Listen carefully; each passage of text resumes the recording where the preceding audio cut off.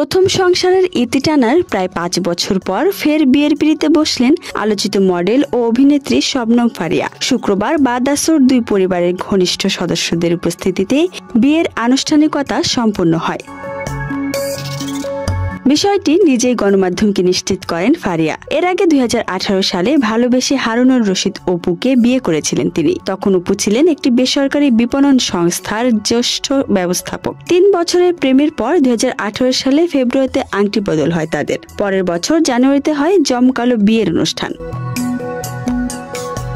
তবে দাম্পত্য টেকেনি বেশি দিন। 2020 সালের 27 নভেম্বর আনুষ্ঠানিকভাবে বিচ্ছেদপত্রে সই করেন ফারিয়া ও অপু।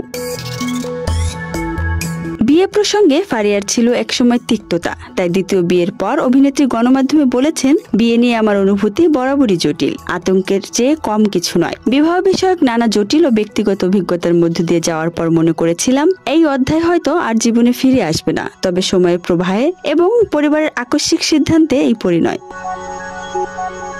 জানা গেছে ফারিয়ার দ্বিতীয় স্বামী তানজিম তৈয়ব রাজশাহীর বাসিন্দা। অস্ট্রেলিয়ার ইউনিভার্সিটি অফ সাউথ ওয়েলস থেকে ফিনান্সিয়াল ইঞ্জিনিয়ারিং এ স্নাতকোত্তর করেছেন তিনি। বর্তমানে দেশের একটি শীর্ষস্থানীয় বেসরকারি ব্যাংকে অ্যাসিস্ট্যান্ট ভাইস প্রেসিডেন্ট হিসেবে কর্মরত রয়েছেন। এদিকে শবনম ফারিয়া দ্বিতীয় বিয়ে ঘিরে সোশ্যাল মিডিয়ায় চলছে সমালোচনার ঝড়। কেউ কেউ তাকে পরিমণির সঙ্গেও তুলনা করছেন, বলছেন পরিমণির মতো এগিয়ে যাও। আবার অনেকে শুভেচ্ছা জানিয়েছেন নতুন জীবনের জন্য।